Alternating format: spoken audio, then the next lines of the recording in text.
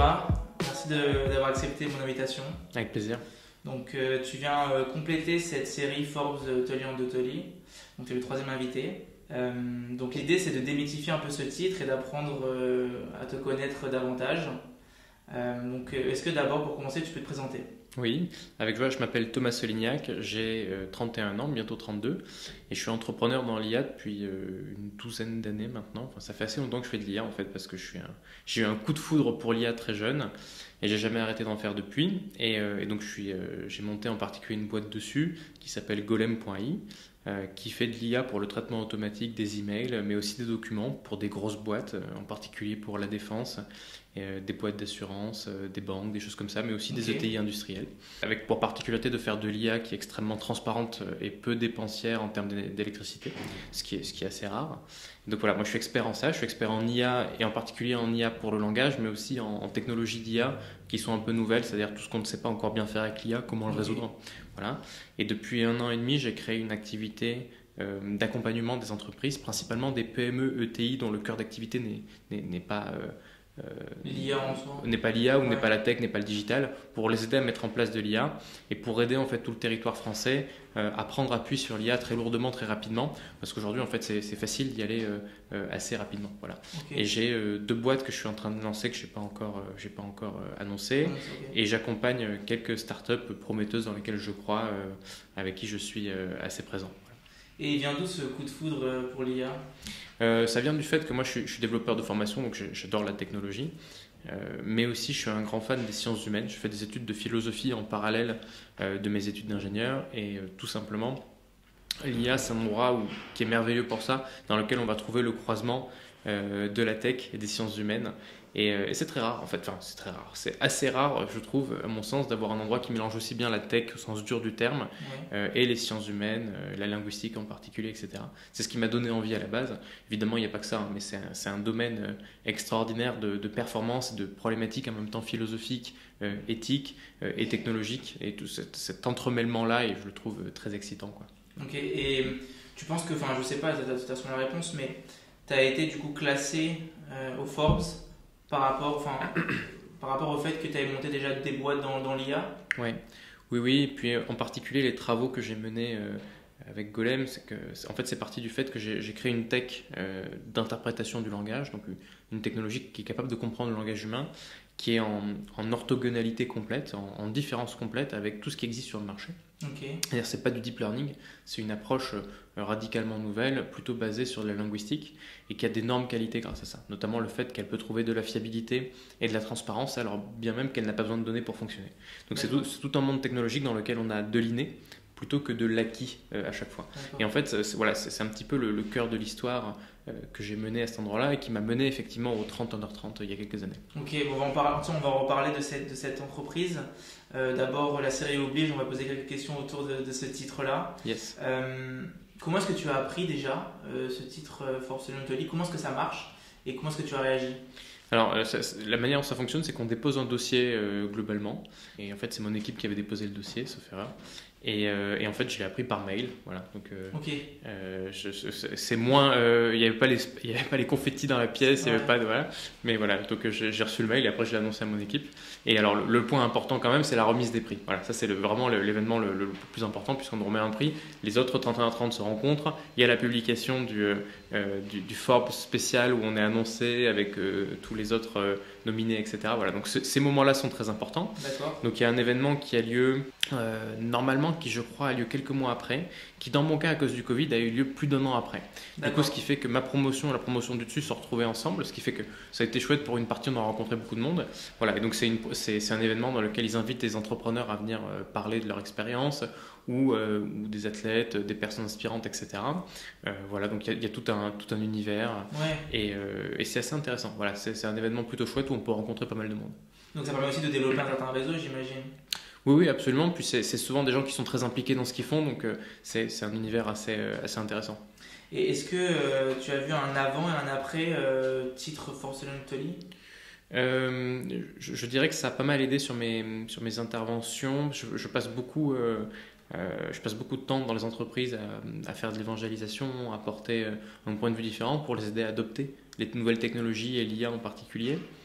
c'est des titres qui sont inspirants, qui aident un peu à y voir un peu plus clair. C'est difficile pour une boîte dont le cœur n'est pas tech de se dire ok, ce gars-là, il fait sens ou pas, etc. Donc c'est des étiquettes qui sont utiles. Sortir notre sortie, ce que ça récompense, je trouve subjectivement d'assez chouette, c'est le côté investissement tôt, quoi. C'est-à-dire que c'est vrai que pour moi, c'est l'aboutissement d'un boulot que j'ai commencé très tôt, puisque j'ai commencé à bosser sur Golem.i, j'avais 20 ans. Et donc j'ai créé la techno entre ma 20e année et ma 24e sur le cœur technologique. Je n'ai pas arrêté de bosser dessus depuis, mais le cœur était là. Et c'est aussi ce qui a fait, je pense pour moi, le sens de cette nomination. Et voilà, ça c'est intéressant. Ok, on va en apprendre davantage sur Golem. Mais donc pour apprendre aussi davantage sur toi, on va faire un petit jeu. Donc c'est le jeu Qu'est-ce que tu as de. Ok. Donc en gros, qu'est-ce que tu as par exemple de français. Ça c'est un exemple. Question, je crois pas que je te la pose. Et en gros, tu m'évoques ce que tu as et on pourra rebondir. Okay. Donc la première question que je vais te poser, c'est qu'est-ce que tu as d'ingénieur? Parce que tu es de formation à l'Epitech, ouais. Tu es formation d'ingénieur. Mais je crois que j'en ai les qualités. Je suis assez. J'ai les côtés un peu classiques de l'ingé avec un côté très carré, analytique, rationnel. J'en ai aussi les défauts, qui est que des fois je peux être trop rationnel. Et quand j'ai monté ma première boîte, j'ai fait la connerie que font beaucoup d'ingénieurs. Au tout début, j'ai pensé trop produit et pas assez solution, problème, client. Ouais. Voilà, comme on fait tous au début. Ça ralentit un peu, ça se compense, mais voilà, j'ai ce côté-là ingénieur assurément. Ok, et maintenant, qu'est-ce que tu as d'entrepreneur? Tout. Je pense que tout dans ma vie, sans l'entrepreneuriat, en vrai, c'est ce que j'adore faire. Je pense que même si même si ça n'avait aucun autre intérêt que ça, même sans aucun avantage financier ou quoi, j'adore monter des projets. C'est ce que je veux faire, être avec des gens, résoudre des problèmes, des problèmes de la vraie vie qui ont un impact. C'est le truc qui m'éclate et c'est ce que j'aime faire. Donc là, maintenant, on va profiter pour parler un peu de ces entreprises-là que tu as montées. Donc, commençons par Golem. Donc, je crois que c'est ta première entreprise. Mm-hmm. Finalement, elle vient d'où cette idée? En fait, elle vient du contrôle vocal à la base. C'est-à-dire qu'il faut imaginer qu'on est en 2012. Qu'en 2012, pour remettre on va dire le décor technologique, il y a Siri. Mais en termes de contrôle vocal, il n'y a pas grand-chose d'autre. Et Siri, c'est très sympa, ça plaît à tout le monde, on entend parler partout. Ouais. Mais c'est un petit peu gadget. Et en fait, la question, c'est comment faire en sorte que l'univers entier digital devienne vocal. Et en fait, par ce biais, je vais travailler sur plein de choses. Et petit à petit, par des étapes successives, je vais me mettre à travailler sur le langage lui-même plutôt que le vocal à proprement parler. Et donc, ça va m'amener progressivement sur la question du traitement du document et de l'email, qui vont être deux endroits sur lesquels on va avoir une réponse particulièrement intéressante de la part des boîtes, puisque tout simplement, le documentaire, évidemment, on l'imagine, c'est important pour plein de raisons, pour prendre des décisions rapidement, par exemple.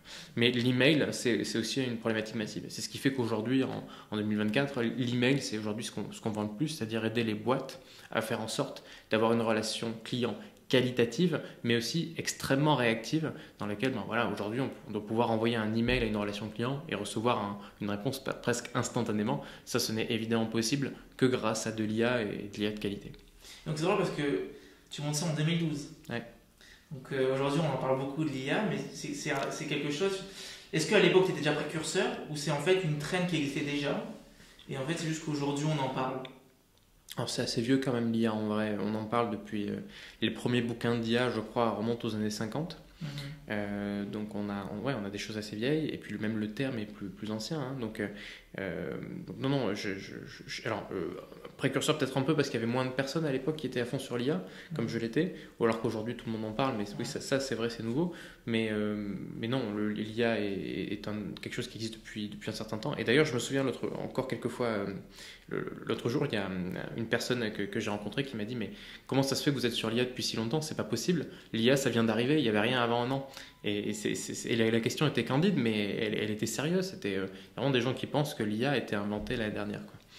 Et non, il y a des trucs depuis assez longtemps. Je dirais même plus que les formes d'IA les plus prépondérantes, celles qui sont le plus dans notre environnement, c'est ce qu'on appelle parfois de l'IA symbolique. C'est la manière dont j'ai fait Golem.i. C'est une forme d'IA qui est particulièrement transparente, mais qui est beaucoup moins à la mode.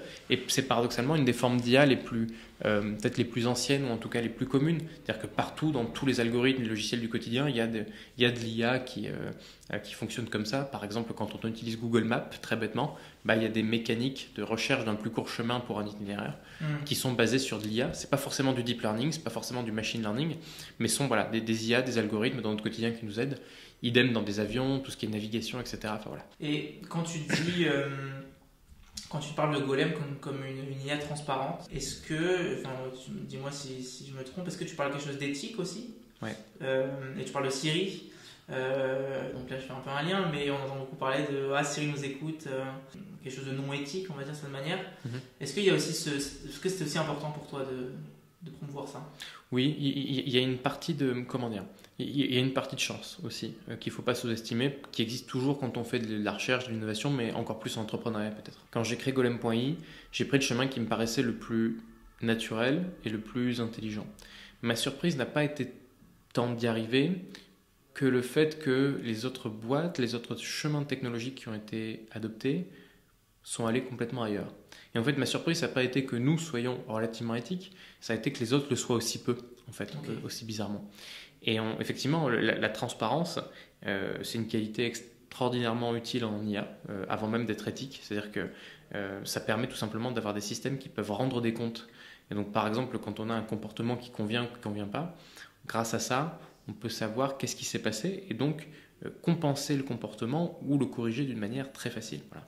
Et ça, c'est un truc qui est quasiment absent du deep learning fondamentalement, parce que ça ne marche pas de la même manière. Donc oui, il y a un enjeu éthique, il va se manifester de différentes manières, plus ou moins directement, mais de la même manière, par le fait qu'on consomme très très peu de data pour fonctionner, on a aussi une inclinaison plus naturelle pour un respect de la confidentialité des données, ce qui est un enjeu majeur en IA, sachant qu'en plus, toutes les boîtes qui développent de l'IA, enfin une grande partie des boîtes qui font de l'IA, ont aussi un enjeu sur de la publicité.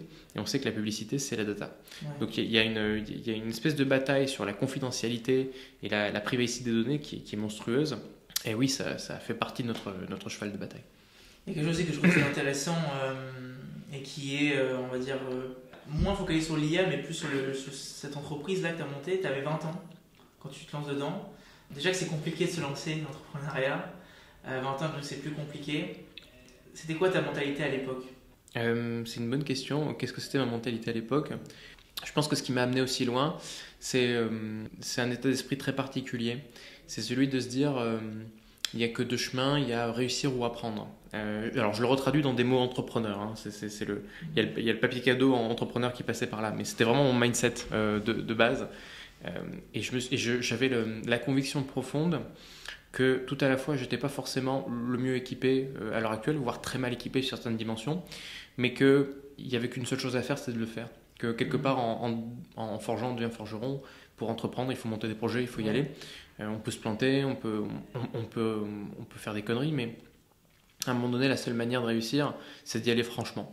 Et effectivement, et d'ailleurs, je pense que aujourd'hui, ça se légitime. Moi, je suis pas mal d'entrepreneurs, je suis dans des réseaux d'entrepreneurs, dans des incubateurs, et ça se voit, les boîtes qui réussissent ne sont pas forcément celles qui ont le plus d'intelligence, parce qu'on mesure souvent les choses en intelligence, mais c'est plutôt les boîtes qui ont la ténacité, l'énergie et le courage.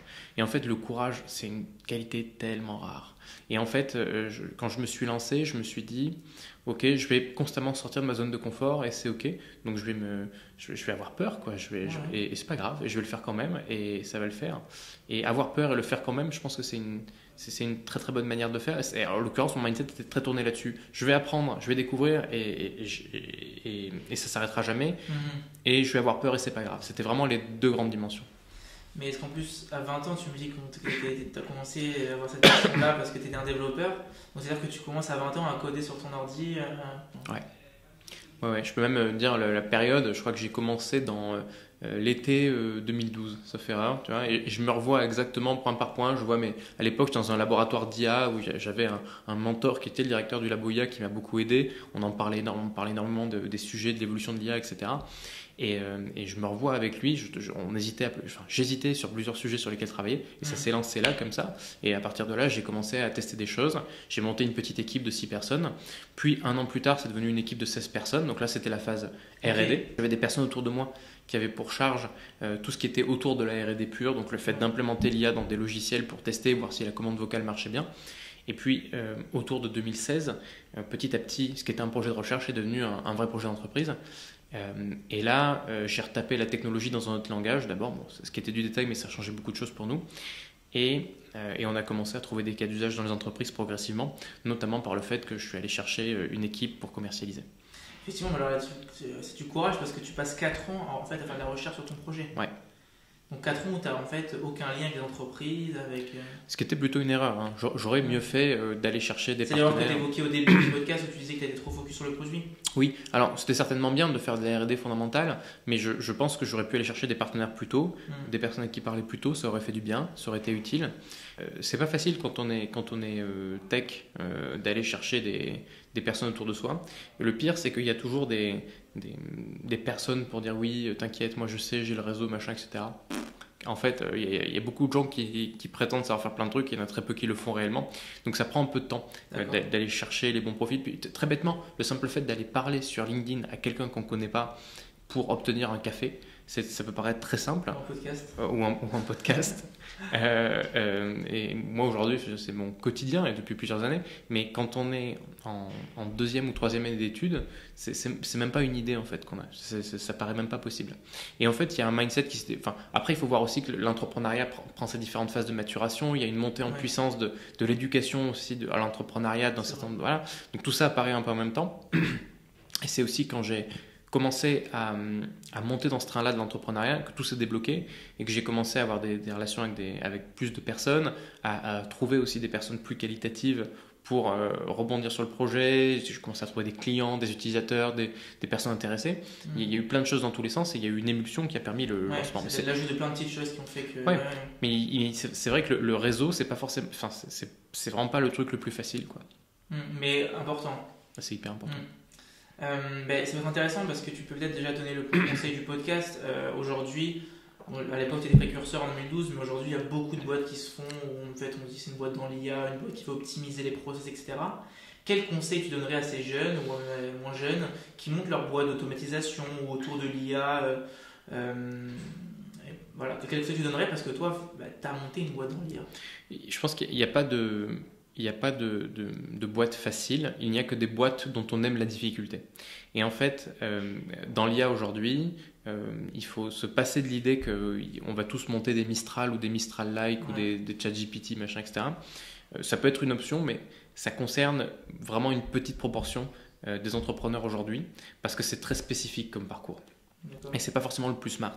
Ce dont on a besoin en masse, c'est de personnes qui sont capables de faire le lien entre les nouvelles technologies, ces nouvelles technologies d'IA en particulier, et des savoir-faire métiers sur le terrain.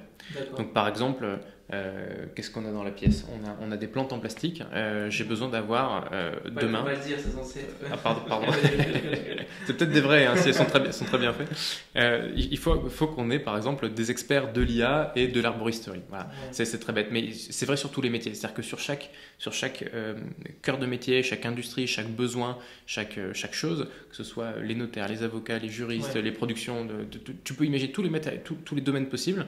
Il va y avoir des croisements avec l'IA. Et en fait, ces industries-là ne peuvent pas acheter du ChatGPT, enfin, peuvent un peu s'en servir, etc. C'est sympa. Ça peut leur gagner du temps ou de l'utilisation par API, mais surtout, elles ont besoin de logiciels clés en main. Et c'est là que ça casse tout. C'est pas, il faut pas croire que demain, tous les marketeurs, par exemple, vont faire leur rédaction de contenu avec ChatGPT. Ce qu'il faut savoir, c'est qu'ils vont avoir leur logiciel sur mesure qui utilise du ChatGPT. Un exemple de ça, c'est Firefly, par exemple, de Adobe. C'est-à-dire qu'à un moment donné, pareil, les créateurs ne sont pas en train de taper des requêtes sur DALL-E, c'est pas ça le sujet. Il leur faut une suite créative qui corresponde à leurs besoins de création dans lequel est impacté de l'IA. Et donc ça, on ne peut le faire que parce qu'on a un croisement entre un savoir-faire certes IA tech, mais surtout un savoir-faire métier. Et les boîtes qui vont se différencier aujourd'hui sont à cet endroit-là, un peu de la même manière que dans les années 2000, avec la montée en puissance d'Internet, on a eu toute cette vague d'entreprises, d'entrepreneurs qui tout simplement ont digitalisé, ont mis sur le web plein d'activités, plein de e-commerce, de trucs comme ça, etc. Tout simplement parce qu'ils ont mélangé les deux, quoi. Voilà. Ouais. Et ça, c'est la grande force aujourd'hui des boîtes qui vont se lancer. Approximativement tous les services, tous les secteurs ont besoin de logiciels spécialisés pour leur métier qui prennent en compte l'IA. Et c'est intéressant, mais alors, par exemple, moi demain, voilà, j'ai envie de lancer un business autour de plantes en plastique ou naturelles. Qu'est-ce qu'il faut que je regarde dans le process pour me dire, ok, l'IA, on peut l'implémenter là, on peut l'implémenter là. Parce que je prends un secteur, je ne sais pas n'importe lequel, comment je me pose les bonnes questions pour dire où l'IA peut interagir ici ? En fait, il faut tomber amoureux du problème. C'est-à-dire, en gros, tu parles avec l'industrie des plantes en plastique, tu vas avoir la personne en France qui est le magnat de ce sujet-là et qui fournit tout le monde ou qui les importe, peu importe. C'est quoi son problème? C'est quoi le truc? Qu'est-ce qui fait que leurs concurrents les défoncent ou au contraire ils défoncent leurs concurrents? Il faut tomber amoureux de leur problème. C'est quoi? C'est le coût des matières premières, c'est le fait que en fait, elles vieillissent mal, que ça vieillit bien, que finalement les vraies plantes c'est pas beaucoup plus cher. Enfin, quel est leur enjeu ou au contraire c'est peut-être les logiciels de création des feuilles en 3D, j'en sais rien. Il faut savoir quel est leur problème. Ils ont des problèmes, ils en ont tout le temps. Mais essayer de les deviner tout seul dans son coin, c'est une erreur. Par contre, aller sur le terrain, voir ce qui se passe, etc., là, c'est passionnant.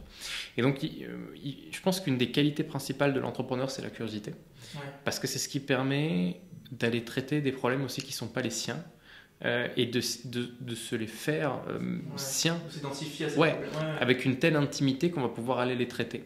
Et là, il faut aller, aller creuser la chose et voir. Et je suis sûr qu'à chaque fois, il y a des cas qui apparaissent. Moi, je vais te donner un exemple hyper intéressant. La BPI a créé un programme qui s'appelle AI Booster 2030.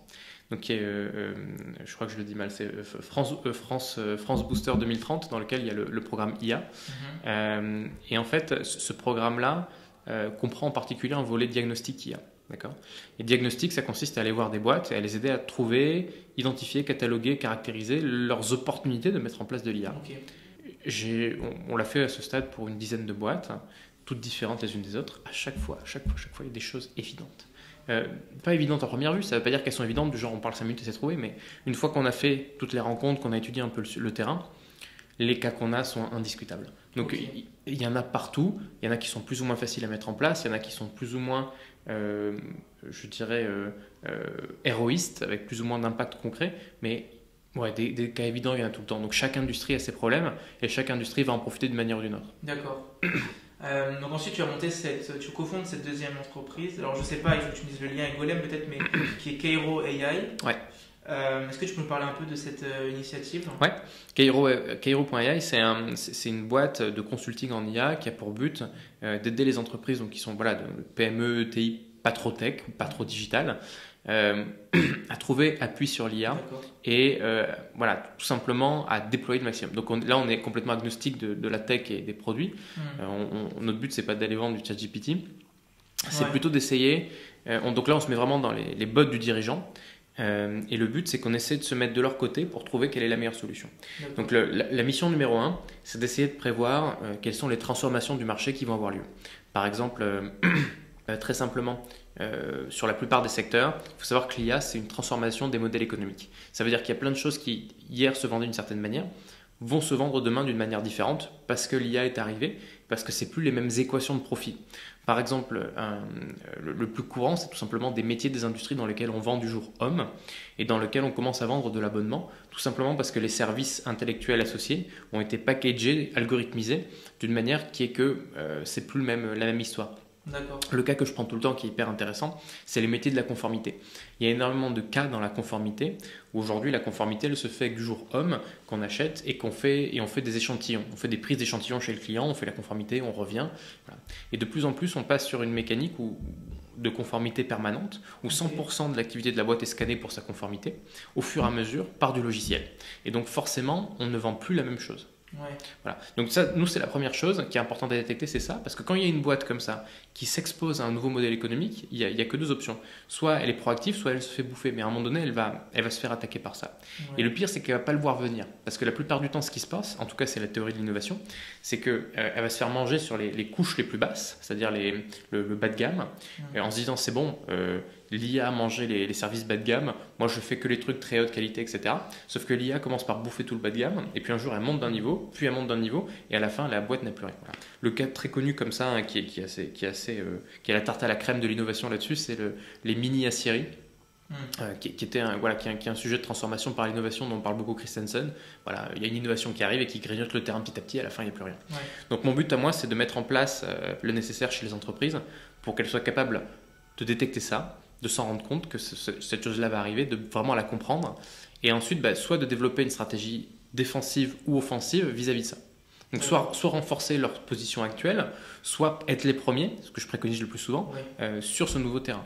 Et dès lors, en fait, considérer que l'IA n'est plus une menace ou un risque, mais que c'est plutôt en fait une opportunité stratégique pour prendre une place de leader. Voilà. D'accord, ok. On va continuer un peu dans ce jeu. Qu'est-ce que tu as d'eux?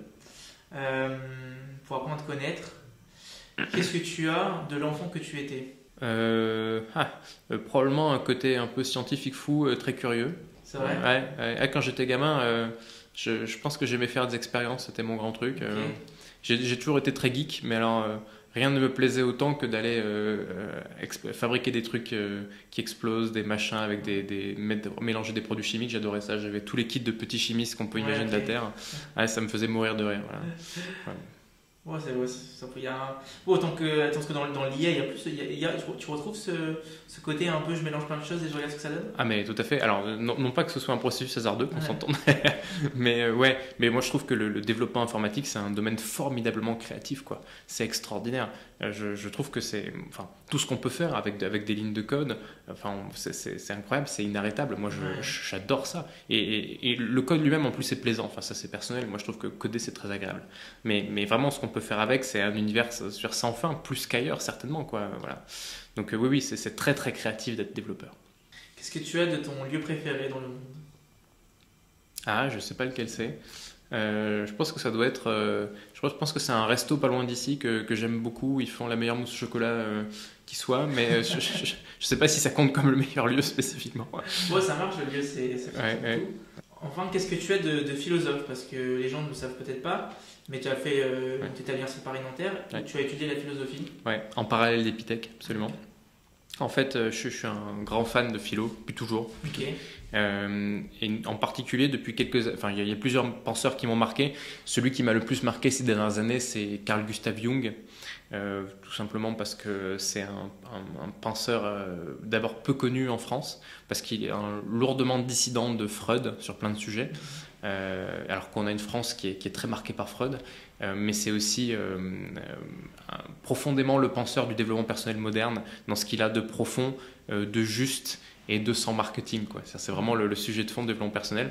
Et par ailleurs, c'est aussi le fondateur d'une des typologies de personnalité les plus connues, qui est le MBTI, sujet que j'ai pas mal abordé ces dernières années, notamment parce que j'ai animé une trentaine ou une quarantaine d'événements à Paris autour des typologies de personnalité jungienne et du MBTI en particulier. Okay. On fait pas mal à l'école, on a tous ce moment-là où on fait avec les 4 lettres. Ok, moi ma spécialité c'est de sortir des 4 lettres pour revenir sur ce qu'il y a juste avant, qui est la lecture jungienne des types de personnalités, qui est fascinante et dans laquelle on apprend beaucoup. Et je fais partie d'une communauté d'à peu près, que j'ai monté une communauté où on a à peu près 1200, un truc comme ça, où c'est que des fans de typologie jungienne et de MBTI qui parlent de ça en permanence. Ok, et donc c'est drôle de dire que du coup la philosophie c'est quelque chose qui t'a toujours attiré ou qui t'a toujours plu. D'où ça vient? Parce que moi par exemple, j'ai beaucoup aimé la philosophie en prépa, mais du coup ça arrive à un stade un peu plus tard, plus jeune. Où est-ce qu'on trouve ce désir-là? Mais je sais pas, Jung dirait que c'est ma fonction dominante intuitive, introvertie, je dirais, mais c'est la réponse cryptique. Je pense que mon mode de pensée a toujours été philosophique. Tu vois. Il y a des gens qui pensent avec leurs mains, il y a des gens qui peuvent penser avec des maths, tu vois, il y a des gens qui pensent avec les couleurs, enfin il y a plein de choses. Moi je pense que j'ai toujours pensé en concept. Donc j'ai toujours pensé dans l'abstrait avec des concepts qui s'emboîtent, qui se mélangent, qui se déforment, etc. Et je pense que quand j'ai découvert la pensée philosophique, j'ai juste découvert un mode de pensée et de réflexion qui est, je dirais, homogène avec mon esprit, et ça c'est très très bien fait. Je ne peux pas dire que quand j'avais 6 ans je faisais de la philo, c'est pas vrai, mais par contre je suis tombé sur des bouquins philo ou des sujets philo très tôt, et au point d'ailleurs que je me suis rendu compte à l'école, mes profs me le faisaient remarquer, que j'avais une confusion parfois dans en particulier dans la littérature, parce qu'on faut du français assez jeune en fait, et on analyse des textes, et assez tôt on m'a dit fais attention Thomas, parce que l'analyse que tu fais c'est pas une analyse littéraire, c'est une analyse philosophique. Okay. Et je faisais la confusion. C'est là que j'ai eu le déclic, j'ai dit ah oui merde, en fait mon truc à moi c'est la philo. Et quand j'ai su séparer les deux, vraiment l'analyse littéraire de l'analyse philosophique, le truc s'est clarifié, et j'ai jamais arrêté de faire des philo à partir de là. C'était mon prof de terminale qui m'avait dit Thomas, n'arrêtez pas la philo. J'adorais ce prof, il était génial, il ressemblait à l'architecte dans Matrix en plus, donc c'est impossible de ne pas l'écouter. Et voilà, donc je l'ai écouté, j'ai jamais arrêté la philo à partir de là. Et je me demandais, est-ce que tu as une approche philosophique de l'intelligence artificielle? Assurément. Je pense que alors il y a beaucoup de penseurs de ce qu'on appelle la philosophie de la technique. On pourra en citer plein, mais par exemple Heidegger, Ellul, des choses comme ça qui sont des penseurs hyper importants de de la technique et qui ont raconté des choses hyper intéressantes, mais il y en a plein, on pourra en citer d'autres. L'IA est un sujet éminemment philosophique de tout point de vue, ne serait-ce par exemple que par le fait qu'il interroge la nature de la conscience, par exemple, très simplement, jusqu'à quel point est-ce qu'une complexité algorithmique ou logicielle pourrait être considérée comme un individu à part entière. Alors c'est un sujet dont on adore parler dans les médias de manière extrêmement superficielle, mais c'est un vrai sujet à terme. On est loin de cette pratique-là, mais en tout cas, je dirais que la problématique nous est de plus en plus intime. Voilà.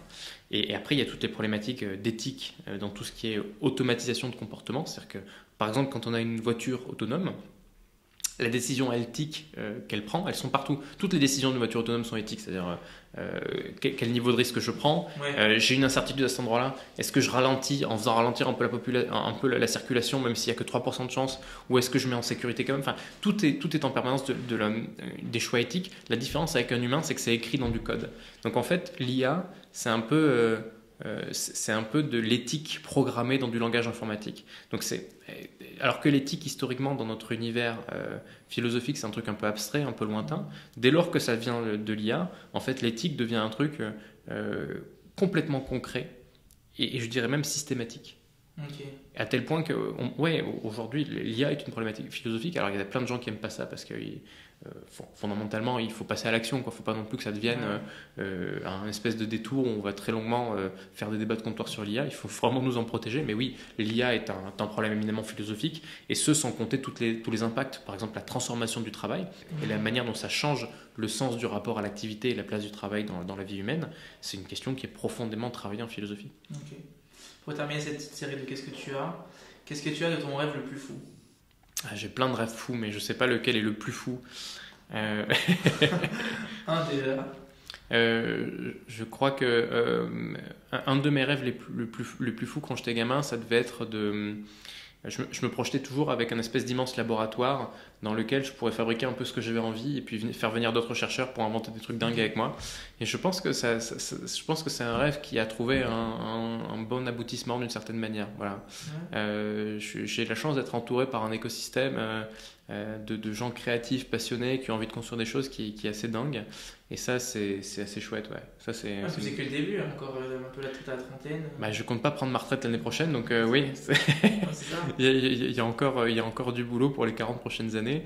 Et voilà, et tout l'enjeu, pour moi, c'est d'arriver aussi à avoir cette espèce de laboratoire qui est ma vie, dans lequel je lance des projets, j'accompagne des personnes, où il y a des choses qui rentrent, des choses qui sortent, et puis trouver aussi cette confrérie, cette équipe d'Avengers qui m'entoure, ces personnes-là qui sont autour de moi aujourd'hui ou que je vais découvrir à l'avenir, qui sont avec moi et qui lancent les projets, qui sont à fond, qui partagent mon engouement, qui se découvrent elles-mêmes et qui découvrent le monde à travers ça dans des projets, parce que je pense que l'entrepreneuriat est profondément psychologique et transformateur. Mais c'est beau ce que tu dis effectivement que les gens découvrent le monde à travers toi. Ça me rappelle Merleau. À travers eux-mêmes. Ouais, mais aussi à travers toi qui découvrent ton point de vue du monde. Oui, tu vois. Oui, j'entends. Mais je préfère qu'ils le fassent à travers eux-mêmes avant moi, parce que sinon, c'est peut-être la limite entre une boîte et une secte. Donc je fais très gaffe à ça. Non, mais on va dire, ça va tomber du mauvais côté, cette histoire. Mais on fera pas. Oui, la secte, mais oui, il y a un côté très développement personnel dans l'entrepreneuriat, c'est certain. C'est pas un hasard si tous les entrepreneurs sont, enfin, à quelques exceptions, sont des fans de développement personnel, de psychologie, d'exploration intérieure, au point d'ailleurs que c'est plutôt un red flag si c'est pas le cas, honnêtement, parce que c'est un problème, quoi. C'est-à-dire que l'entrepreneur, c'est quand même une personnalité qui a la particularité de s'identifier à la boîte. C'est-à-dire que les deux ne font qu'un à plusieurs égards. C'est-à-dire que si par exemple l'entrepreneur n'est pas capable de penser une certaine vision du monde, la boîte ne le pourra pas. Ouais. Alors que dans l'entreprise, d'une certaine manière, tu as des fonctions, si tu veux, qui ont un sens en elles-mêmes, et tu peux avoir des fonctions qui s'adaptent un peu, etc. Mais bon, on fait avec, quoi. Et l'entrepreneur lui-même, si la boîte doit bouger, si la boîte doit changer parce qu'elle ne marche pas en l'état ou qu'elle doit développer une autre dimension de sa personnalité, parce que les boîtes ont des personnalités, c'est le cofondateur qui doit changer de personnalité à travers ça. Ouais. Et donc l'entrepreneuriat devient un lieu de transformation. Je donne un exemple, on parlait tout à l'heure d'ingénieur et d'ingénieur entrepreneur. Un ingénieur entrepreneur typique, il déteste le marketing. Parce qu'ils considèrent que les choses sont auto-évidentes et que si ça marche, t'as qu'à l'acheter, tant mieux pour toi, tu vois. Et ça fait aussi un peu des boîtes comme Mistral qui, avec toute la qualité qu'elles ont, quand elles ont une nouvelle version d'une IA, elles mettent un lien torrent sur Twitter en 2 mots, enfin voilà, c'est un style, quoi. Mais du coup, pour des entrepreneurs qui lancent des boîtes en étant ingénieurs, de temps en temps, il y a une abnégation à faire, je dirais même une apostasie. Une apostasie, c'est quand on laisse partir une doxa, une dogme, une idée, que le marketing, c'est de la merde, quoi. Il faut quitter cette idée et il faut repartir du principe que le paquet cadeau est important et que le message, les canaux de distribution, tout ça c'est important, ça fait partie de l'objet et ça fait partie du produit d'une certaine manière. Voilà. Okay. Et donc tout ça, toute cette mécanique-là, en fait, elle ne peut pas juste venir d'en bas d'une certaine manière ou elle ne peut pas juste émerger naturellement ou s'acheter. Il faut que l'entrepreneur lui-même ait en lui profondément des qualités, des ouvertures qui permettent à son équipe qui lui permettent lui de recruter à cet endroit-là, qui permettent à son équipe de penser le monde comme ça. Et donc l'entreprise ne peut pas changer si l'entrepreneur ne change pas, et pas de bol, il se trouve qu'une startup ça doit changer tout le temps. Donc un entrepreneur, c'est nécessairement quelqu'un qui a une extraordinaire capacité de changer et de transformation, ce qui est le cœur du développement personnel. Voilà, la boucle est bouclée. Exactement, la boucle est bouclée. On va passer à cette partie qui va être focus IA, parce que bon, c'est un peu focus IA entrepreneuriat, parce que c'est un peu tes deux gros piliers en fait apparents. Déjà de manière très simple, et je sais que c'est pas simple du tout, est-ce que tu pourrais expliquer, peut-être, tu pourrais donner ta définition de l'intelligence artificielle? Voilà. C'est plus facile que ça n'y paraît. Depuis l'invention du logiciel, on fait des logiciels de plus en plus complexes. Pourquoi ? Parce qu'on fait faire aux logiciels des choses qui sont elles-mêmes de plus en plus complexes. Et évidemment, faire de l'Excel, c'est évident. Puis tout d'un coup, quand on leur demande de commencer à automatiser des actions métiers ou analyser ce qu'il y a sur une image ou analyser automatiquement des flux financiers ou chercher des anomalies, chercher des fraudes, tout ça, ce sont des actions qui sont plus complexes. Et donc, plus le logiciel devient complexe, plus il faut des lignes de code pour les gérer qui soient complexes, des enchaînements de lignes de code compliquées. Et c'est ce qu'on appelle des algorithmes, c'est ce qu'on appelle de l'IA. En fait, les algorithmes et l'IA, c'est le terme qu'on utilise pour désigner ces logiciels qui se sont complexifiés à un niveau élevé. Au point qu'on est obligé de dédier certains types de connaissances, on est même, je dirais, obligé de dédier un savoir-faire, un champ d'expertise spécifique juste à cette complexité-là parce qu'elle est particulière. Et donc, en fait, on a créé tout un champ d'expertise autour de ça qui consiste tout simplement à créer des logiciels intelligents, c'est-à-dire qui ont en eux-mêmes une capacité algorithmique à aller traiter des problèmes vraiment complexes. Par exemple, tarte à la crème, comment on fait pour différencier un chat et un chien sur une image ? Est-ce que c'est un chat ? Est-ce que c'est un chien ? Est-ce que c'est aucun des deux ? Voilà, comment on traite ça ? On veut jouer aux échecs contre le plus grand champion du monde, comment on gagne face à lui ? Voilà, tous ces sujets-là, comment on les traite, ça a donné lieu à un domaine d'expertise. D'accord. Alors maintenant, une autre question, c'est quoi la différence entre intelligence artificielle, machine learning et deep learning? Assez simplement, si tu y arrives. Ouais, ça va. Le machine learning, c'est un ensemble de techniques qui fait partie de l'IA, mais qui ne s'y résume pas. Ce sont des techniques qui ont comme point commun le fait de laisser la machine trouver les corrélations intelligentes. D'accord. C'est un peu comme si... on va prendre une métaphore, c'est toujours un peu grotesque les métaphores, mais au moins ça marche. Au moins, c'est ça aide un peu. C'est comme si tu as quelqu'un qui va dans les bois, qui cherche des champignons. Et au bout d'un moment, tu sais que tu as des gars, ils sont vraiment très forts pour trouver les champignons, mais ils sont pas capables de t'expliquer pourquoi. Mais ça fait 50 fois que le gars, tu l'emmènes chercher des champignons et qu'il s'est rendu compte que là, il y a un peu de lierre, là, il y a des cailloux comme ça, etc. Le mec trouve ses propres raisons lui-même. Ça, c'est ce qu'on appelle parfois de l'induction. C'est le fait de faire émerger des espèces de raisonnements, des liens de cause à effet, des critères, des déductions qui viennent spontanément, on n'en préjuge pas. Et en fait, le machine learning, ça fonctionne un peu comme ça. Ce sont des techniques dans lesquelles on donne à la machine souvent des exemples ou de la donnée, et de là, elle en extrait des éléments, des données qui lui permettent de traiter l'information de manière un peu autonome. D'accord. Et donc, ce sont souvent des approches statistiques qui ont la qualité de traiter des problèmes complexes, parce que des fois, c'est capable de traiter des choses comme des images, par exemple, ou de la reconnaissance vocale, des trucs comme ça, qui sont pénibles à traiter avec des conditions très logiques, mais qui aussi a cette faiblesse que c'est du traitement statistique, donc c'est toujours un peu approximatif, quoi. Voilà. D'accord. C'est pas parce que ça ressemble à un champignon qu'il y a des champignons, quoi, pour le dire très simplement. Voilà. Ok. Donc merci pour cette analyse-là. On va revenir sur maintenant le rapport en fait, de l'IA à l'économie aujourd'hui. Mm-hmm. D'abord, de manière assez sommaire, quels sont pour toi les domaines d'application les plus prometteurs dans l'IA? Si ce n'est pour me dire partout, en fait. Non, mais c'est vrai que c'est difficile de dire à un endroit où il n'y en a pas.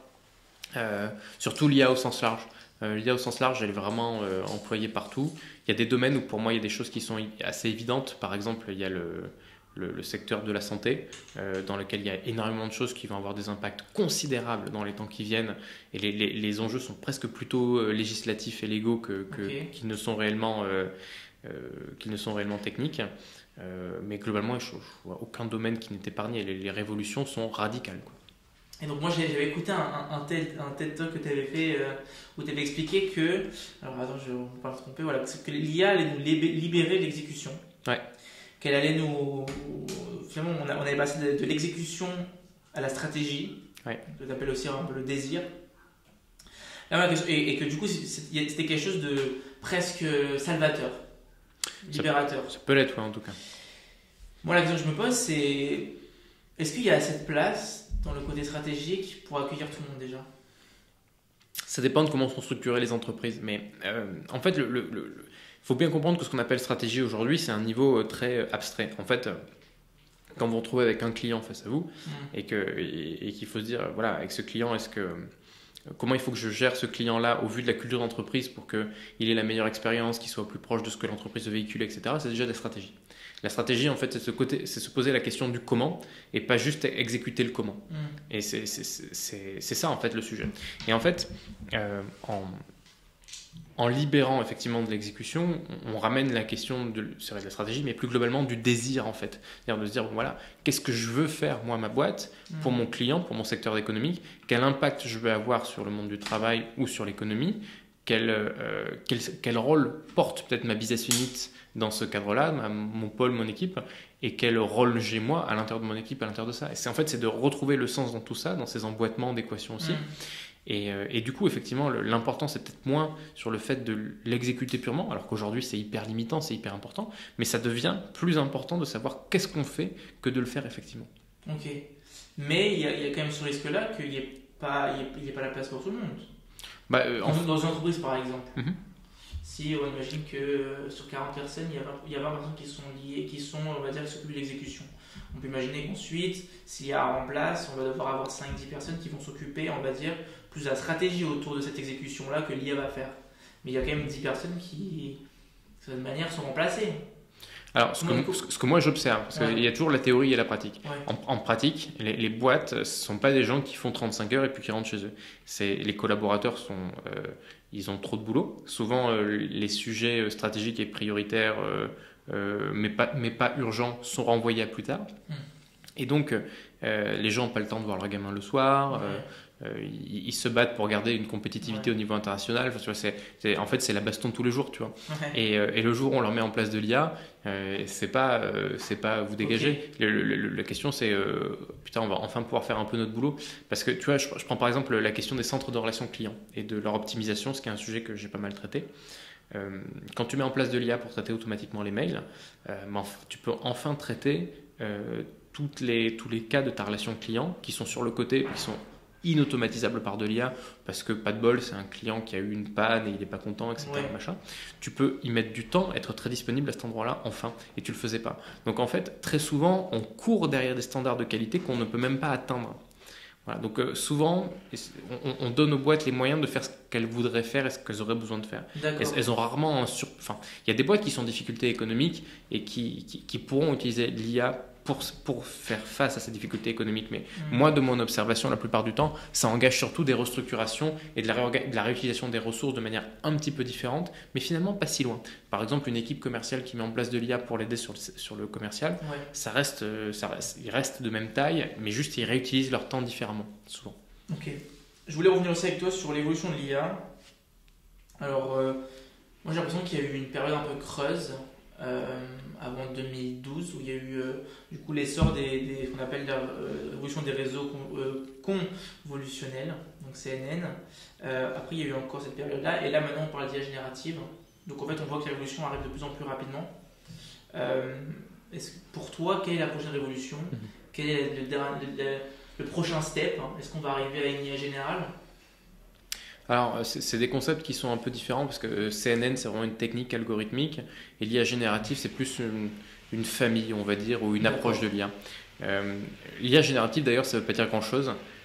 IA générative, c'est un terme qui désigne toutes les IA qui produisent de la data de manière homogène à la data qu'ils ont injectée. Et donc, ça veut un peu tout et rien dire, en fait, IA générative, mais bon, voilà, on est à peu près globalement sur cette idée-là.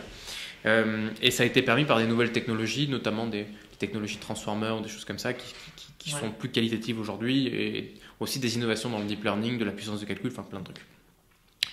L'IA générale, on n'y est pas encore. Même quand on voit un ChatGPT, il faut bien se rendre compte que ChatGPT, en fait, il fait un seul truc. Hein. Il génère du texte 3 lettres par 3, tu vois. Donc voilà, c'est un peu trompeur. Alors, Démythifier tout le ChatGPT. Non, mais j'exagère un petit peu, mais en fait, la particularité pour nous humains, c'est que pour nous, le langage est le support de la réflexion et de toute forme de travail, puisqu'on communique le résultat de ce travail. Et donc, factuellement, en créant une grande capacité statistique sur le langage, en fait, indirectement, on crée de la réflexion. Mais c'est ça la différence avec de la GI, c'est que Artificial General Intelligence, c'est que le ChatGPT, en fait, ne fait qu'une seule chose. Il génère du texte. Et il peut en faire sur plein de sujets différents, ce qui est très impressionnant, très utile, mais c'est pas de la GI, c'est autre chose. Pour faire de la GI, ce qui serait vraiment dingue, il faudrait qu'on puisse avoir des IA qui aient une multimodalité naturelle, c'est-à-dire que soit une IA qui est capable par exemple de faire appel à des capacités de raisonnement mathématiques, des capacités analytiques, des capacités prédictives, ouais, ou en tout cas qu'on ait un côté imbriqué qui ait une certaine intelligence dans cette imbrication. Voilà. Aujourd'hui, on ne sait pas faire ça, mais depuis longtemps, globalement, on a toujours su faire que des IA spécialisées. On n'a jamais su faire de l'IA qui soit généraliste. C'est pas un truc qu'on sait faire. Mais qui plus est, malgré ça, ChatGPT reste quand même surprenant. Même en étant que du texte, il fait quand même pas mal de choses différentes. C'est déjà une surprise, mais c'est le mieux qu'on ait, quoi. Voilà. Parce que, en fait, ce qui est fou, moi récemment, je pense que tu l'as vu aussi, c'est ce qu'OpenAI a dévoilé, où en fait ils ont créé un prompt et ChatGPT, ou en tout cas OpenAI, en fait, ça développe une vidéo directement, digne des plus grands films, etc. En tout cas, bien shooté. J'ai l'impression que avant, il y avait eu la révolution de l'information, et qu'aujourd'hui, on tend vers une économie du savoir qui est générée par l'IA lui-même. Donc peut-être on pourrait imaginer, je sais pas, un futur où en fait il y aurait des usines presque qui créeraient le savoir. On pourrait créer des prompts et demain l'IA, les films seraient créés par l'IA. Ouais, c'est pas complètement. Enfin, il y a un sujet là-dessus de transformation qui est quand même complexe. Qu'est-ce que ça veut dire exactement un savoir dans l'absolu ? C'est pas du tout une évidence. D'abord, il va falloir qu'on commence à faire des IA qui hallucinent un peu moins et qui sont capables de s'expliquer sur leur raisonnement et pas juste de générer une explication de raisonnement. Ça, on n'est pas sorti de l'auberge déjà. C'est parce que là, en fait, avec le deep learning, on est dans un cul-de-sac. C'est-à-dire que il va falloir aller sur des nouvelles formes d'IA dans les temps qui viennent. Alors, on n'a pas fini d'exploiter l'IA générative, ça c'est la bonne nouvelle. Donc, les industries vont pouvoir s'en servir grandement.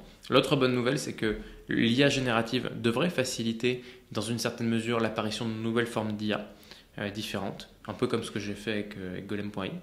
Mais ça va demander du boulot et on n'a pas forcément les compétences aujourd'hui. C'est-à-dire qu'on est dans une industrie, dans une économie dans laquelle on a globalement prévu les compétences, les carrières, etc., pour des data scientists, pour des spécialistes deep learning, et très peu pour de l'IA qui serait un peu originale ou innovante. Il y a très peu de personnes en fait qui savent faire ça, et surtout pas autre chose que du deep learning. Donc voilà, il va falloir réapprendre aussi à trouver des architectures d'IA un peu différentes, dans lesquelles on va trouver de la puissance d'action qui soit plus contrôlée, qui soit plus maîtrisée, qui soit plus carrée, qui hallucine moins, qui demande moins de data, moins de puissance de calcul peut-être, et ça va débloquer beaucoup de choses, assurément. Et pour terminer un peu ce pan-là on va dire notre étude, notre analyse sur l'IA, moi j'avais bien aimé ce que je posais ton TED Talk, tu parles de l'histoire du golem. Ouais. La question que je vais te poser, c'est en fait où est-ce que tu vois l'IA dans 5 ans, 10 ans, où est-ce que tu la vois attendre. Mais avant ça, ce qui est intéressant, c'est que l'histoire du golem, donc effectivement, ils écrivent émettent vérité sur le golem, et à la fin, ils effacent le aleph pour finalement rester émettre, qui est la mort en fait du golem à la fin. Ouais. Où est-ce que par rapport à ça, où est-ce que tu vois l'IA dans 10 ans morte, ou enfin morte parce qu'on l'utilise pas bien, ou même si on s'en sert mal, elle sera toujours là. mais ce serait mieux qu'on s'en serve bien. Ce serait une bonne idée quand même. Comment dire, l'IA est inéluctable. On peut ne pas faire de blockchain, on peut ne pas faire de Bitcoin, on peut ne pas faire de métaverse. Ce sont 3 options technologiquement parlant. L'IA n'est pas une option. L'IA, c'est le chemin, c'est-à-dire qu'on n'a pas le choix. C'est-à-dire que c'est le fait que les logiciels se complexifient, et tant qu'on voudra être dans un monde digital et que le digital voudra prendre plus de place, on aura besoin d'IA. C'est tout. C'est une manière de permettre la productivité au niveau de la civilisation humaine, en particulier du point de vue software. Donc il y en a besoin, c'est pas un choix. Donc ça va continuer assurément, on va se planter parfois. Des fois on dira que en fait l'IA ça marche pas si bien que ça, alors que c'est pas vrai, il y en a partout. On parlera d'hiver de l'IA comme on en a déjà parlé, mais qui est un concept un peu... c'est comme le concept de Moyen-Âge, Moyen-Âge, âge moyen, c'est pas comme si c'était rien passé au Moyen-Âge non plus, tu vois.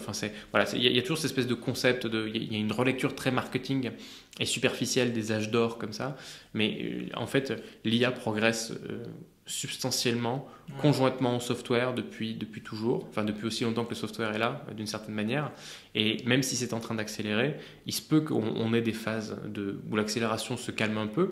Par exemple, il y a un moment donné où on va peut-être avoir un mur sur l'IA générative tel qu'on la pense aujourd'hui, et donc on va arrêter d'avoir des nouveautés tous les jours, et on va commencer à passer dans une phase d'exploitation. Mais là, il faut imaginer l'écart monstrueux qu'il y a entre le tissu économique et la réalité des possibles en termes de tech. Et donc le boulot qu'il y a à faire, mais il est monstrueux. Je veux dire, avec ce qu'on sait faire en 2024, il y a de quoi nous occuper pour 40 ans, quoi. Je veux dire, de transformation, de trucs, de machin. C'est du boulot. Puis ça prend du temps, quoi. Je veux dire, c'est pas simple pour les industries de se transformer. Il y a beaucoup, alors c'est générationnel aussi, mais il y a beaucoup d'industries qui ont des échelles de transformation qui ne sont pas du tout à l'échelle de l'IA. À l'IA et dans le logiciel, on a des échelles qui sont toutes petites, quoi. Mais par exemple, la notion de court terme, c'est pas du tout la même suivant les industries. Du court terme pour la NASA, c'est 10 ans. Pour une équipe de logiciels dans une start-up, c'est 3 jours. C'est pas les mêmes échelles, quoi. Et donc ça, il faut en avoir conscience. Voilà. C'est cette déchirure de la réalité entre ce qu'il est possible de faire technologiquement et dans le monde logiciel très vite, et le fait que ça s'imbibe dans le tissu économique, il y a un vrai gap à cet endroit-là. C'est pour ça que j'ai monté Keiro d'ailleurs. Keiro.i, j'ai créé pour aller créer des ponts à cet endroit-là et faire en sorte qu'on n'attende pas que vraiment on booste, comme ça qu'on électrise le territoire avec de l'IA. Mais ça demande, c'est pas une évidence, ça demande d'inventer des mécaniques, des mécaniques d'accompagnement, de formation, d'acculturation, de mise en main de nouvelles technologies qui est pas simple, quoi. Il y a une vraie question sur comment on fait ça et on y travaille tous les jours. Je pense que les États commencent à réaliser petit à petit. On a vu le AI Act qui est passé récemment. Ouais, et puis la BPI quand même avec le programme dont je te parlais tout à l'heure. Exactement, j'allais en venir. 80% quand même remboursé sur le volet 2 et 3, quoi. C'est quand même assez important. Donc le diagnostic c'est le volet 2, le volet 3 c'est comment c'est choisir quelle forme de technologie il faut adopter, donc c'est l'architecture en quelque sorte. Et le volet 4 qui est pris à 50%, c'est la partie réalisation. Voilà. Donc c'est quand même un investissement important, quoi. On voit rarement des subventions à 80%. Et pourquoi c'est important pour un État d'avoir une certaine souveraineté sur l'IA ? Parce que toute forme de technologie est toujours porteuse d'une culture, et qu'un pays qui n'est plus maître de sa technologie n'est plus maître ni de son économie ni de sa culture. Et donc quand on importe de l'IA, quand on importe du ChatGPT ou n'importe quoi d'autre, en fait, on importe indirectement ou directement une manière de penser le monde qui est celle de l'IA en question. D'accord. Et un exemple très bête de ça, même si ça peut paraître à la marge, quand on demande à ChatGPT de raconter une blague, vous lui dites, voilà, fais-moi une blague sur X, fais-moi une blague sur Y, sur tel bord politique, sur tel truc, tel machin, etc. Il y a des sujets sur lesquels il dit ok, voilà la blague, et il y a des sujets sur lesquels il dit non, je ne ferai pas de blague sur ce sujet parce que c'est pas bien. C'est un peu arbitraire, voilà. Ouais. Mais c'est des choses comme ça. Vous lui demandez un processus de travail, vous lui demandez comment écrire un mail à telle personne ou que faire de telle situation. Il va même vous aiguiller possiblement sur des sujets, je sais pas, de comment gérer ma vie de couple. Il va avoir une opinion. Mais toutes ces réponses-là, elles sont profondément imbibées de la culture des pays, des personnes qui ont produit les données en question. Et c'est pour ça d'ailleurs que ChatGPT marche mieux en anglais sur plein de choses parce que beaucoup de données sont anglophones, mais plus largement, voilà, ça apporte quelque chose. Et donc, si on veut une capacité à ce que l'IA représente notre culture, d'une part, mais aussi à être capable de faire en sorte de ne pas juste être à la merci économiquement des acteurs qui font ce qu'ils veulent, notamment sur le point de vue légal, parce qu'aujourd'hui, la GDPR, c'est un projet extraordinaire du point de vue de la qualité de vie des citoyens, mais c'est aussi un enjeu, quoi. Je veux dire, il fallait la GDPR pour que les grosses boîtes se mettent enfin à se bouger sur ce point de vue-là, quoi. Et donc voilà, la souveraineté, c'est tout ça. La souveraineté, c'est aussi la capacité, au sens large, d'un pays à disposer de lui-même, quoi, de sa propre capacité. Et si sur le plan de l'économie internationale, il est trop à la ramasse à cause d'une technologie qui manque ou qu'il ne maîtrise pas complètement ou sur laquelle on lui ferme les vannes, c'est très dangereux, quoi. Voilà. Et aujourd'hui, le problème, c'est que l'IA, c'est vraiment un démultiplicateur. C'est-à-dire qu'il y a plein de métiers dans l'industrie aujourd'hui, par exemple dans le conseil, où on va se battre pour essayer de faire gagner à une industrie 3% de ROI sur du temps de traitement de leur métier cœur. Mais c'est génial, ils augmentent leur marge de 3%, ils sont hyper contents. Mais avec l'IA, quand on parle d'augmentation de marge, c'est pas 3%, c'est plutôt 10, 15, 20, 30, 40, 50, des fois c'est même on divise par 10. Et c'est ces trucs-là, sauf que ça, là, c'est plus un avantage stratégique, ça c'est un avantage, enfin c'est autre chose, quoi. On change de métier. Et donc ceux qui sont avant et ceux qui sont après, ceux qui ont adopté versus ceux qui n'ont pas adopté, la concurrence, elle est déloyale. C'est ce qu'on appelle un unfair advantage. Et donc, on ne peut pas se permettre de ne pas le faire. Pire que ça, on ne peut pas se permettre de prendre le risque d'en être trop dépendant à l'extérieur. Bon, la bonne nouvelle, c'est qu'en France, on a des excellents ingénieurs là-dessus. Je pense qu'on manque un peu plus de marketing. Là-dessus, on manque de bon marketing et de bonnes compétences marketing. En France, on en a très peu. Mais voilà, on a plein de bonnes choses et juste, il faut les solliciter et les mener. C'est pour ça que des projets comme Mistral sont extrêmement importants. C'est parce qu'à un moment donné, on a besoin qu'il y ait des contrepoids aussi sur le plan économique et concurrentiel qui vont nous permettre de rester libres de nos actions. J'avais aussi une question par rapport à... j'ai l'impression que tu nous as quand même pas mal expliqué comment bien utiliser l'IA dans l'entreprise, etc. Mais moi, c'est plus un rapport on va dire plus dans la société, par rapport aux personnes. Comment est-ce qu'on enseigne ça bien? Est-ce qu'il faut l'enseigner à l'école, l'IA? Et puis, moi... Donc il y a cette question-là, et puis il y a aussi une crainte. Moi j'ai l'impression aussi qu'on peut imaginer une sorte de dystopie, où en fait les gens deviennent un peu des passoires. Okay. Parce qu'aujourd'hui, moi j'ai vu des vidéos où les gens mettent une puce dans l'oreille ou je sais plus ce qu'ils font.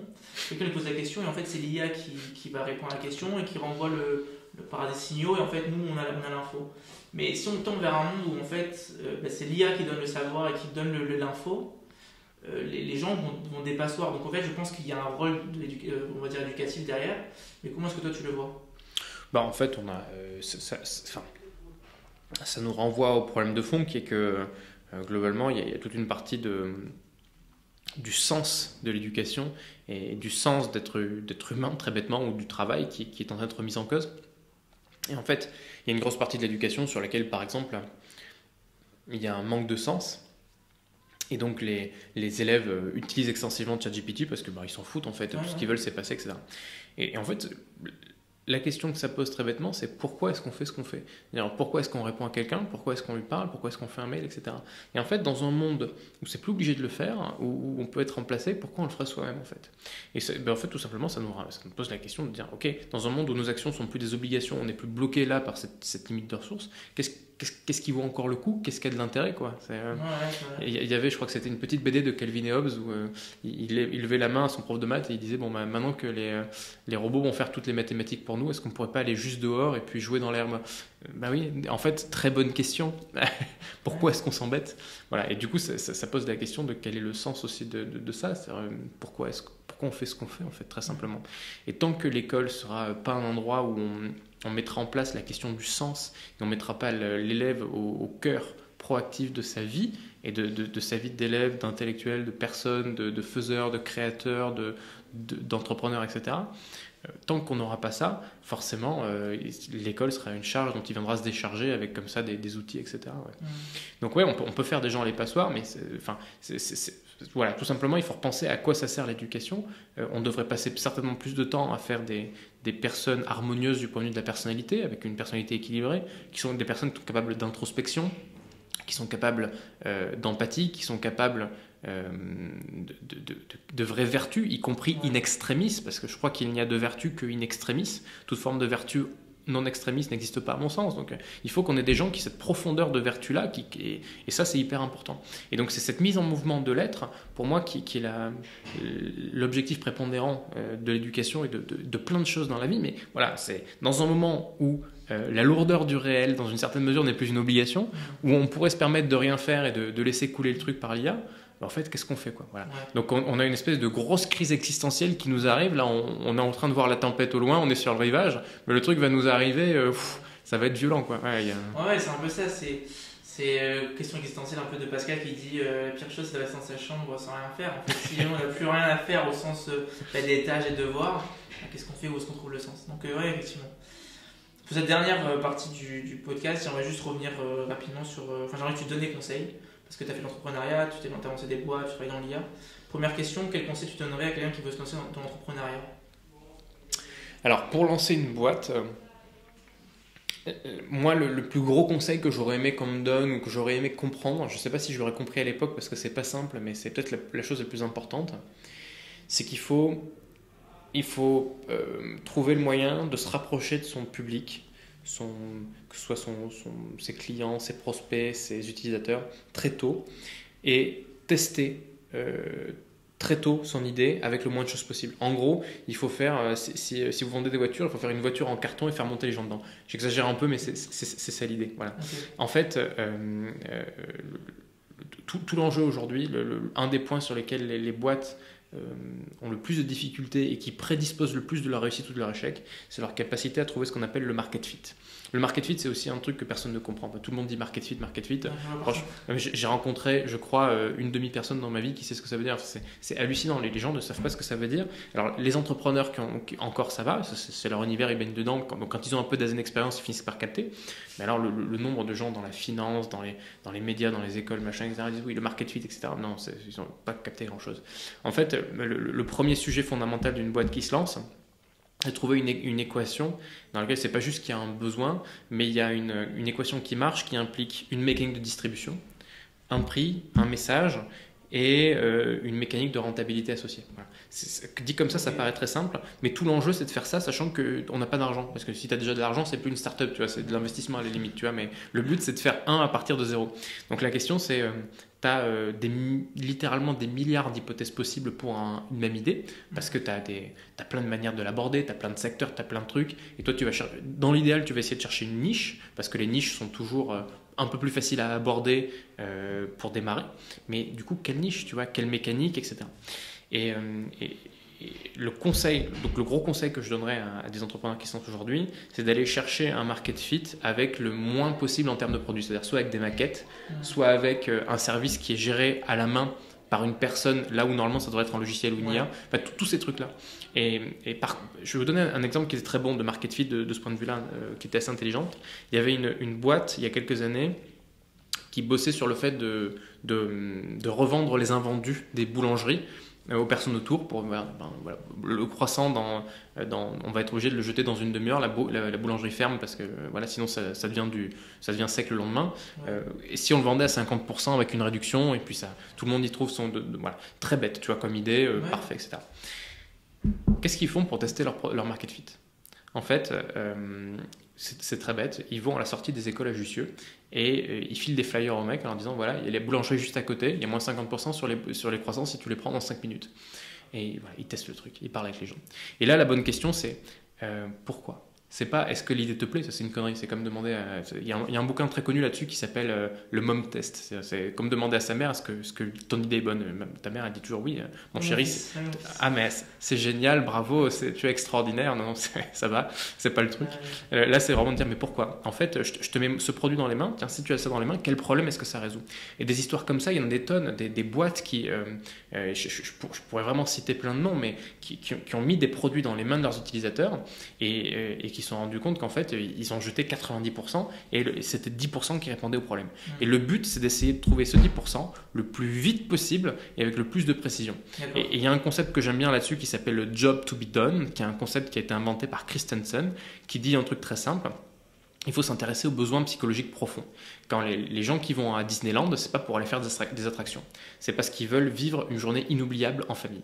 Et en fait, c'est la vraie raison pour laquelle on fait les choses, c'est hyper important. Et du coup, quand on arrive pour un besoin, un prospect, une industrie, à comprendre quels sont les vrais besoins de fond, on peut innover, créer de la valeur d'une manière qui est, je dirais pas sereine, mais presque. D'accord. En tout cas, qui va faire mouche. Dernier conseil, est-ce que tu pourrais donner un conseil à quelqu'un qui veut se lancer dans l'IA de manière globale? Ah, de manière globale, c'est chaud. Ouais, Ouais. ou alors. Alors, d'abord, entrepreneur dans l'IA, je pense que j'ai un peu répondu. Je pense que Ouais, c'est vraiment la question du croisement entre la tech et le métier, tomber amoureux de ce problème.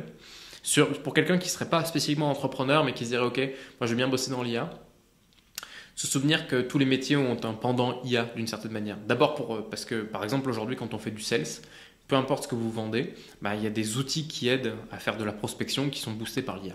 Donc le simple fait d'être à l'aise avec des logiciels d'IA, n'importe quel métier, c'est un avantage considérable. Maintenant, peut-être que vous avez envie de vendre des logiciels d'IA, ce qui est l'autre côté. Et en fait, là, c'est la même chose. Tous les métiers ont un pendant spécialisé dans le domaine de l'IA. Donc, vendre de l'IA, c'est pas exactement vendre autre chose, il y a des spécificités. Peut-être que le client aura besoin de faire plus d'interconnexion, d'intégration, il y a des enjeux éthiques, ou il y a des enjeux de data, machin, etc. Enfin, il y a ses propres particularités. Et du coup, c'est vrai pour tous les métiers. C'est vrai pour le chefferie de projet, c'est vrai pour le designer, c'est vrai pour les devs évidemment, mais c'est vrai aussi pour tout ce qui est métier du DevOps, donc tous les métiers de l'hébergement sur le cloud. C'est vrai pour les RH qui vont devoir organiser la montée en compétences des équipes et le mindset nécessaire à l'innovation. En fait, tous les métiers sont imbibés de l'IA et permettent l'IA d'une certaine manière. Donc, pour quelqu'un qui se lancerait dans l'IA, je dirais, pas forcément s'imaginer comme un dev ou un chercheur, mais plutôt s'imaginer dans son cœur de métier, comment est-ce que je pourrais l'appliquer à une boîte dont le cœur d'activité c'est l'IA. Ok. Bon, pour terminer le podcast, on a l'habitude de laisser le mot de la fin à l'invité. Ok. Donc, est-ce que tu aurais un dernier conseil, un dernier mot, quelque chose qu'on n'a pas abordé encore pour terminer ce podcast?